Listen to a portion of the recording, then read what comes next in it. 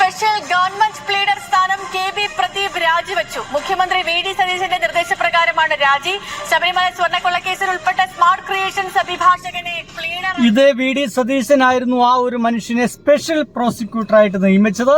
അതും ഇല്ലാത്തൊരു തസ്തിക ഉണ്ടാക്കിയിട്ടാണ് നിയമിച്ചത്. ഇത് എന്തിനു വേണ്ടിയിട്ടാന്നൊക്കെ പച്ച വെളിച്ചം പോലെ ആളുകളൊക്കെ മനസ്സിലാവും. പച്ച വെളിച്ചം എന്താണെന്ന് പറഞ്ഞുതരാം.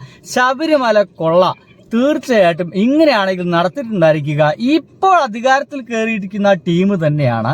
അപ്പോൾ എങ്ങനെയെങ്കിലും ആ ഒരു കൊള്ള നടന്നിട്ടില്ല എന്നും അതിലെ കുടുങ്ങിപ്പോയിരിക്കുന്ന എല്ലാ UDFകാരെ രക്ഷിക്കാൻ വേണ്ടിയിട്ടുള്ള ശ്രമത്തിന്റെ ആദ്യ ഭാഗമാണ് പ്ലീഡർ സ്ഥാനം. സ്മാർട്ട് ക്രിയേഷൻസ് അഭിഭാഷകൻ, അതായത് ഈ ശബരിമലയത്തെ സ്വർണമൊക്കെ കൊണ്ടുപോയിട്ട് ഒരുക്കിയ ഒരു സ്ഥാപനത്തിന്റെ പേരാണത്രേ സ്മാർട്ട് ക്രിയേഷൻസ് പറയുന്നത്. അവരുടെ അഭിഭാഷകനെ ഇപ്പോഴിതാ ഗവൺമെന്റ് ദേവസ്വം ബോർഡ് അഭിഭാഷകനായിട്ട് നിയമിച്ചിരിക്കുന്നു. എന്ന് വെച്ച് കഴിഞ്ഞാൽ കള്ളന്റെ കയ്യിൽ താക്കോൽ ഏൽപ്പിക്കുക എന്നർത്ഥം അല്ലേ? ഒരു കള്ളന്റെ കയ്യിൽ താക്കോൽ ഏൽപ്പിക്കുന്നു. ഇനി നിങ്ങൾ എന്താ ചായിക്കോളെന്ന് തീരുമാനിക്കുന്നു. പക്ഷേ ജനങ്ങൾ അത്ര പൊട്ടന്മാരല്ല, നമ്മുടെ മാധ്യമങ്ങൾ അത്ര വിഡ്ഢികളല്ല. ശക്തമായിട്ട് ഇതിന് പ്രതിഷേധം അറിയിച്ചു. അതിന്റെ ഭാഗമായിട്ട് ആരാണോ നിശ്ചയിച്ചത് അയാൾ തന്നെ അത് പിൻവലിച്ചു. ബാക്കി കേൾക്കും നിങ്ങൾ. വിവാദമായിരുന്നു. VS അനു വിവരങ്ങളുമായി ചേർന്നു. അനു, വിവാദമായി ഒടുവിൽ രാജി. വളരെ വിവാദമായ ഒരു തീരുമാനത്തിൽ നിന്ന് കൂടി ഇപ്പോൾ VD സതീശൻ സർക്കാർ പിന്നോട്ട് പോകുന്നു. അതായത് നമുക്കറിയാം, ആദ്യം KPCC അധ്യക്ഷനും അതുകൂടാതെ തന്നെ ഈ വൈദ്യുതി മന്ത്രിയുമായ സണ്ണി ജോസഫാണ് അദ്ദേഹത്തിന്റെ ബന്ധുവിനെ അദ്ദേഹത്തിന്റെ സ്റ്റാഫിൽ നിയമിച്ചത്. വിവാദങ്ങൾക്ക് പിന്നാലെ അതിൽ നിന്നും അദ്ദേഹം പിന്നോട്ട് പോയി, രാജിവെച്ചു. അതിനുശേഷമാണ് അപ്പോൾ ചുരുക്കി പറഞ്ഞ രണ്ടാമത്തെ രാജി. ഈ ഒരു ഗവൺമെന്റ് അതിന്റെ ഇപ്പൊ മാധ്യമങ്ങളൊക്കെ ഈ ഗവൺമെന്റ് രീതിയൊക്കെ പറയുന്നത് ഹണിമൂൺ കാലഘട്ടമാണ്. ഒരു ഹണിമൂൺ കാലഘട്ടം കഴിയുന്നതിന് മുമ്പ് തന്നെ രണ്ടാമത്തെ രാജിയാണ് VD സതീശ മേനോൻ ഗവൺമെന്റിൽ ഉണ്ടാകുന്നത്. ആദ്യം സണ്ണി ജോസഫിന്റെ അളിയന്റെ രാജിയായിരുന്നു. തുടക്കത്തിലൊക്കെ പറയുന്നത് അർഹനാണ് എന്നുള്ളതാണ്. പക്ഷേ ജനങ്ങളൊക്കെ പ്രതിഷേധം അറിയിച്ചപ്പോൾ അർഹതൊക്കെ എങ്ങോട്ടൊക്കെ പോയി രാജിവെക്കേണ്ട ഗതികേട് വന്നു. രണ്ടാമത്തെ രാജ്യമാണ് ഇപ്പോൾ ഈ ഗവൺമെന്റ് പ്ലീഡർ സ്ഥാനം. അതും രാജി ഗവൺമെന്റ് ആവശ്യപ്പെട്ടു. ദേവസ്വം സ്പെഷ്യൽ ഗവൺമെന്റ് പ്ലീഡർ ആയിരുന്നു. ഒന്ന് ആലോചിച്ച് നോക്കണം.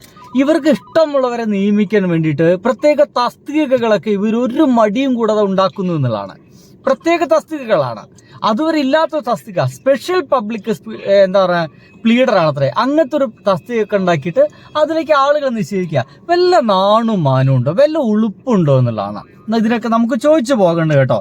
എന്തായാലും ഇതിന്റെ ഭാഗമായിട്ട് വീണ്ടും ഇതിനെ വാർത്തകളൊക്കെ ഇങ്ങനെ കുമിഞ്ഞു വരുന്നുണ്ട്. പണ്ഡിതഭണ്ഡാരിക്ക് വേണ്ടി കോടതിയിൽ ഇദ്ദേഹം വാദിച്ചത് സാധാരണയിൽ സ്മാർട്ട് ക്രിയേഷൻസ് ചെമ്പുപാടികളുമായി കൊണ്ടുവരുന്നത് സ്വർണം പൂശാനുള്ള വിഷയങ്ങൾ ഏറ്റെടുക്കാറില്ല, മറിച്ച് പുതിയ സ്വർണം ഉള്ളതിനത്തിൽ പുതിയതായി പൂശുന്ന രംഗത്ത് മാത്രമേ അത് ഏറ്റെടുക്കാറുള്ളൂ എന്ന് വാദിച്ച ആളെയാണ് യഥാർത്ഥത്തിൽ ദേവസ്വം വകുപ്പിന് സ്പെഷ്യലായി ഒരു GP പദവി ഉണ്ടാക്കി ഒരു പോസ്റ്റ് തന്നെ ക്രിയേറ്റ് ചെയ്ത് നിയമിക്കുമ്പോൾ കേരളീയ സമൂഹം സംശയദൃഷ്ടിയോടുകൂടി അതിന്റെ പിന്നിൽ ദുരൂഹതയുണ്ടെന്ന് പറഞ്ഞാൽ ആർക്കും നിഷേധിക്കാനാവാത്ത യാഥാർത്ഥ്യമല്ലേ.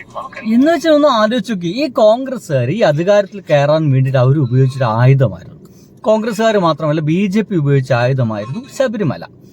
ശബരിമല ഇവർക്കൊരു വിശ്വാസ കേന്ദ്രമൊന്നല്ല, ഇവർക്ക് അധികാരത്തിൽ കയറാൻ വേണ്ടിയിട്ടുള്ള ഒരു ആയുധം മാത്രമാണ്. ആ ഒരു ആയുധം അവർ ശക്തമായിട്ട് ഉപയോഗിച്ചു നമ്മുടെ ഗവൺമെന്റിനെതിരെ. നമ്മുടെ പിണറായി വിജയനാണ് ഈ സ്വർണം കട്ടത് എന്ന രീതിയിലൊക്കെ വാർത്തകളൊക്കെ വിരുട്ടു. ഇതിന്റെ ഏറ്റവും രസകരമായ കാര്യം, അന്ന് സ്വർണം കട്ടത് ആരപ്പ എന്നുള്ള രീതിയിലൊക്കെ വാർത്തകളൊക്കെ വന്നായിരുന്നു.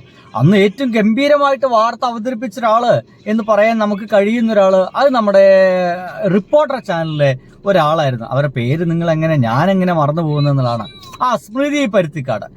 സ്മൃതി പരുത്തിക്കാട് ഇപ്പോൾ ഒന്നും മിണ്ടുന്നില്ല എന്നാണ്. എന്തായാലും നമുക്ക് റിപ്പോർട്ടറിലെ സ്മൃതി പരുത്തിക്കാടിന്റെ ആ ഒരു വാർത്താ വായന രീതിയൊക്കെ ഒന്ന് കണ്ടു നോക്കണം കേട്ടോ. ഭയങ്കര ഇൻട്രസ്റ്റിംഗ് ആണ്. ഞാൻ എപ്പ കാണിച്ചു തരാം എവിടെ അത് പോയി എന്ന് ഞാൻ തപ്പി നോക്കുന്നത്. എവിടെ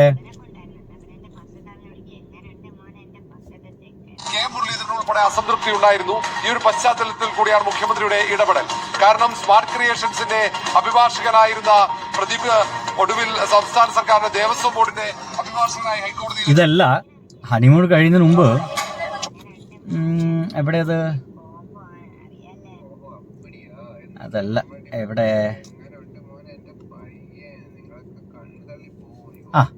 ഒന്ന് കണ്ടോക്കിയേ. പാട്ടും പാടി അധികാരത്തിലേറിയ സർക്കാരാണ്.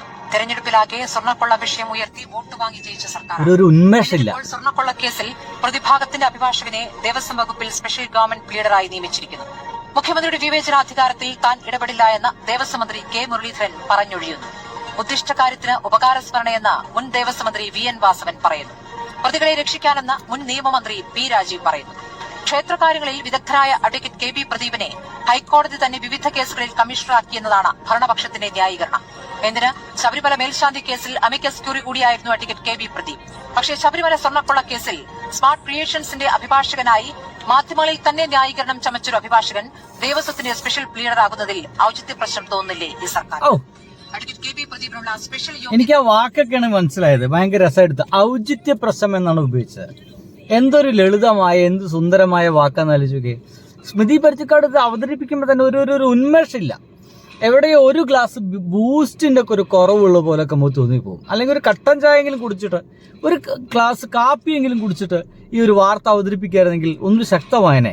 നിങ്ങളൊന്ന് ആലോചിക്കണം, ഇതേ നിയമനങ്ങൾ നമ്മുടെ പിണറായി വിജയൻ ഗവൺമെന്റ് ആയിരുന്നു നടത്തിയിരുന്നെങ്കിൽ എന്തായിരിക്കും ഇവിടുത്തെ യുദ്ധം? ഈ ഒരു സമാധാനപരമായിട്ടുള്ള മുഖമൊന്നും ആവില്ല നിങ്ങൾ കാണുക. നിങ്ങൾ കാണുന്നത് വേറൊരു ലെവലായിരിക്കും.